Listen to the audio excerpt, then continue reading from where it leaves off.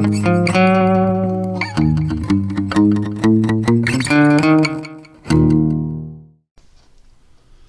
and welcome to another Audley's Brew Co grain to glass video. Today you can see at the moment I'm mashing in there, and what I'm mashing in is a Malt Miller recipe pack called Brew with Us Vienna, which is meant to come in at 4.3%. So what's in the recipe pack, I hear you ask? Well, it's quite simple. It's 3.5 kilograms of Vienna malt and 1.7 kilograms of lager malt, both by Simpson's. So that's 67.3% of Vienna, 32.7% of lager. And then simple hop addition then, 50 grams of Saaz at hop break, 60-minute boil, and then 45 grams of Saaz for a 10-minute hop stand at 80 degrees C. I think from memory I actually done 50 and 50, so slightly more. But there you go. Usual nonsense there. Pour the flock in 15 minutes before the end of the boil. And then we will do a Omega yeast, Lutra Kviek OYL071. So it's a Kviek yeast, so you know I'm brewing this under pressure, you know I'm brewing this hot. And that's exactly what I'm doing. 32 degrees Celsius, 15 psi for 5 days. Drop it down to 16 degrees Celsius, 15 psi for 3 days. And then drop it down to 2 degrees Celsius, 15 psi for 20 days plus. I think I ended up doing it about 20-25 days. Then I put it in the keg, force carbonated it up, and just let it sit until it was ready to be drunk.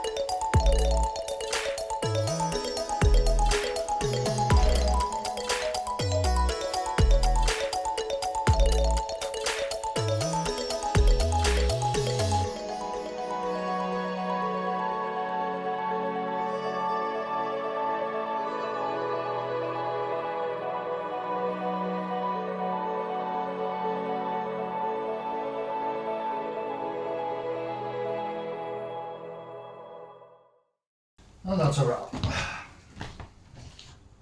So that's the end of the brew day. I think I need this. Cheers, boys and girls. Oh, that's good. Yeah, good brew day today. Mash dead on, sparge dead on. A couple of wee changes of what I normally do. So I didn't put the plate on the top of the grain basket this morning for the mash, which allowed me to stir it much handier whenever I was mashing in and throughout the mash. And then I done, I think it was 8 litres of sparge water was needed. So I put the first 2 litre jug in and then realised I didn't have the top plate on, so didn't want to create channels or whatever, so put it on. Continued to sparge. Sparge was a bit slower than I normally do. I thought at one point I might have a stuck sparge. Is that a thing? I think it's a thing. But no, it worked through rightly, and I got my figures bang on in terms of what I wanted into the fermenter. I think it was just 1 litre out, or sorry, not into the fermenter, into the boil kettle. So it was just 1 litre out. If you remember back to Tippa before everything started going wrong, I did, where are we? I started measuring my pre and post boil, particularly my pre-boil gravity, to try and dial in my brewhouse efficiency a little bit more accurately. So I put the new figures in with the brewhouse efficiency way down, sort of 60%, something like that. And then I fired in today's figures. So scores on the doors. Pre-boil gravity, according to Brew Father, with my figures dialed in, 1044. Drum roll, 1050. So +6 on that. So that's dead on. Post-boil gravity, or original gravity. Why is that different? Original gravity, then the Brew Father software. Sorry, I'm having a moment here. Brew Father software says original gravity should be 1049. I got 1052, so that is +3. Although I have my post-boil gravity as 1054, so I don't know why there's a discrepancy there. I'll check that. I'll dial that back in.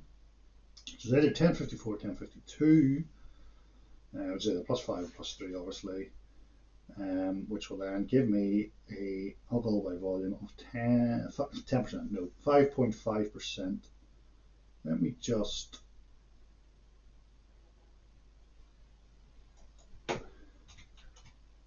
dial that in. 1054 would give me 5.8. Why is there a difference there?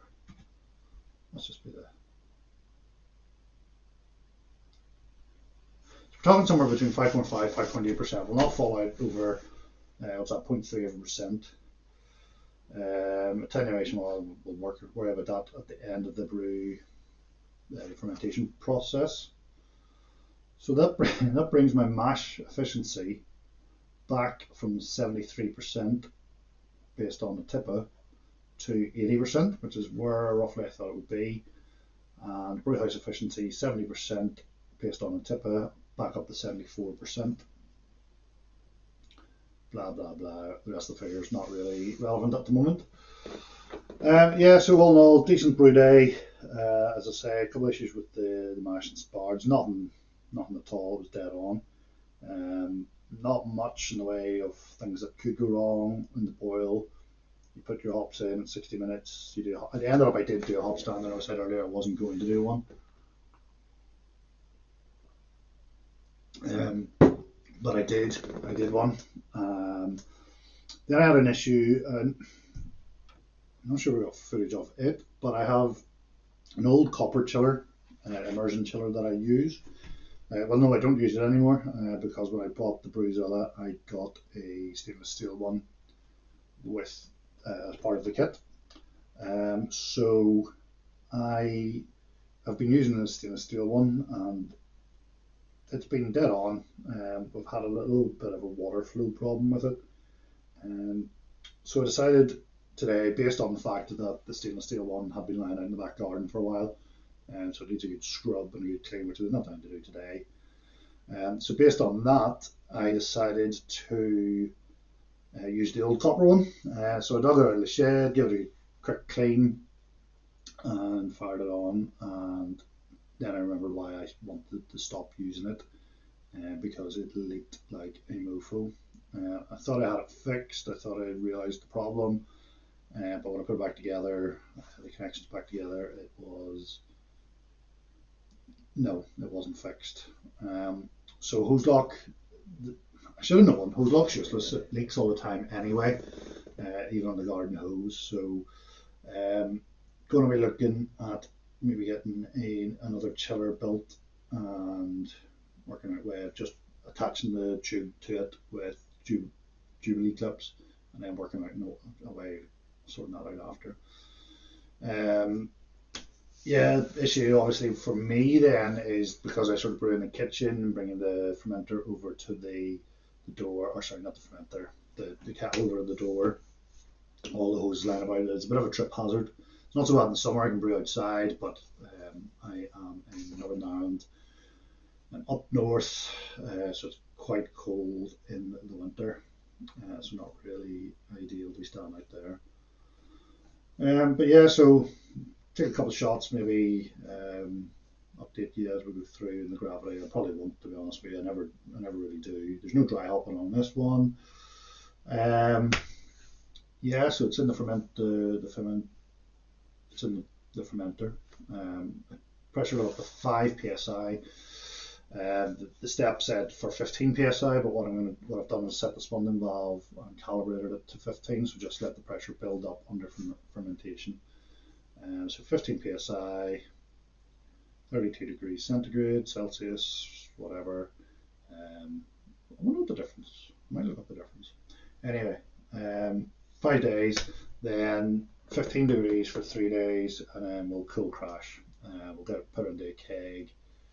I might make this video, extend this video a little bit, and do a gelatin fining on it. It's an idea. I'm not going to neck this, I'm not going to finish it. It's not a Homebrew Wednesday video as such, so I don't need to finish my beer to finish talking to you. I am going to do a Homebrew Wednesday video straight after. I'm not going to top it up because I have to drive here in a minute, so about a couple of hours. So yeah, next time you see me, which you'll have already seen by the time you watch this. I hate BrewTube time travel. So that's it. It's now the 10th of February 22, and we have beer in a glass. And on camera, that looks an incredible colour, if what I see is what you're going to see. I'll bring it closer. It's not quite clear, but it is a lovely sort of amber nectar kind of colour. There's a little bit of carbonation. So I did the shake, rattle and roll method last night. I've never really done it with any great success, but I've seen a slightly different technique from some Canadian dude in Canada. So tried it. I'm not going to do it again. Why would I? I mean, I've got the fizzy beer machine, so no real need. Now, don't get me wrong, it's carbonated. It's just a little bit not quite right. It's just a little bit really frothy head, and the carbonation's just slightly too low, gone dark. Well, what we've got here on the nose, got a nice, sweet, inviting, malty backbone. Smells fresh, like it smells like I was out last weekend. I was drinking Staubremmen, the Czech beer. Is it Czech? Prague. It's Czechoslovakia. That's probably insulting, isn't it? Oh well. But yeah, so it smells a bit like that. Slightly fresher, slightly greener, which what you would expect since it was literally put in a keg last night. You can see the heads, well you can't because it's lacing up the glass. The heads died off to just maybe a millimetre or two. It's fair enough. Trying to see if we can get anything else. I'll be very surprised if we could. There's nothing really in the way of hops there. But it's an inviting beer. It's a lager at the end of the day. And basically it invites you in, so why not go in?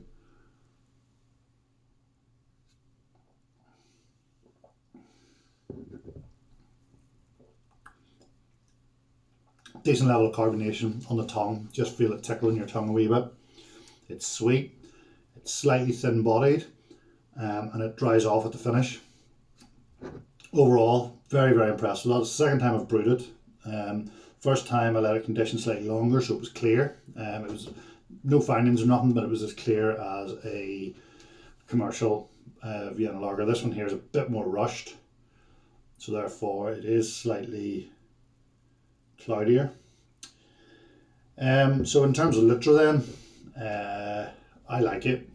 This is the second beer. This is probably going to be my house beer now. I've been sort of hand in hand for a bit about just always having a lager on tap for guys coming around to watch football, for ice hockey, for whatever sport happens to be on, or just guys sitting around a barbecue. And I think this is going to be my house beer now. So it'll always be on tap in my house, I think. Didn't show you the pour in this because it will be connected up to a picnic tip. I'm going to a house party this evening, so at number 10 Downing Street. I don't know if you know it.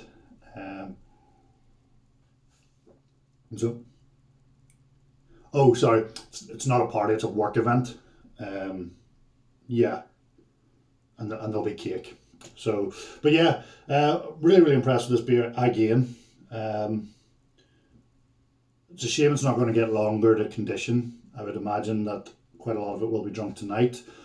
I can't remember if I've already given you the vital statistics. 5.5% ABV, brewhouse efficiency back up to 74%, mash efficiency allegedly 79.99%. I don't believe it, but that's what brewfathers tell me. It's actually a really nice, refreshing beer. Actually, this is better. This is better than the Christmas one. I'm going to have to go back and watch what I did differently this time. There was no video of the Christmas one because I sort of thought, oh, it's a brew pack and it's Kviek and nobody really needs to see that. But because it was so good, I decided to do it again. And because it was ready so quickly as well, like the Christmas one took about a month and a half. What's this? What's just shy of a month? You know, that extra week probably, or extra couple of weeks probably makes all the difference. But in terms of tasting, I've really nailed it today.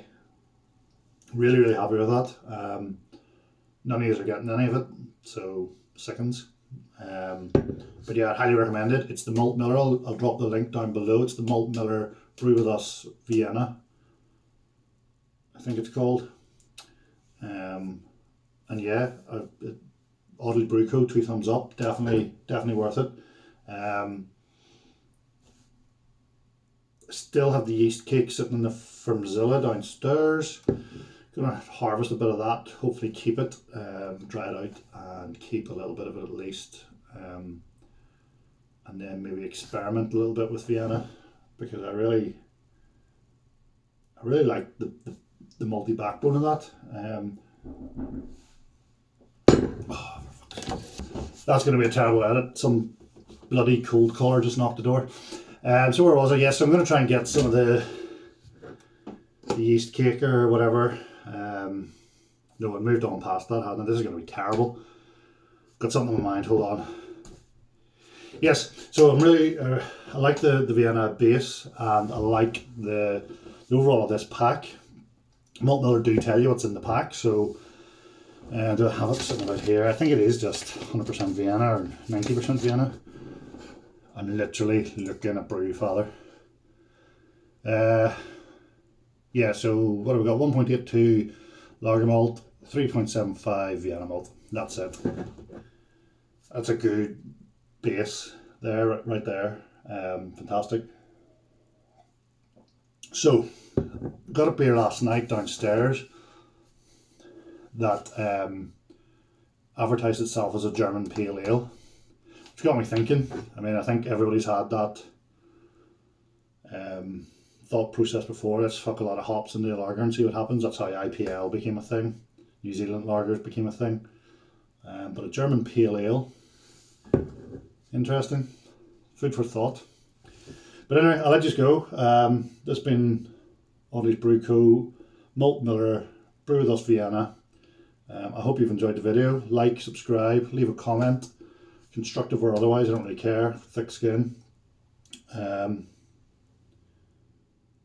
yeah, this is the new Audley's Brew Co. house beer.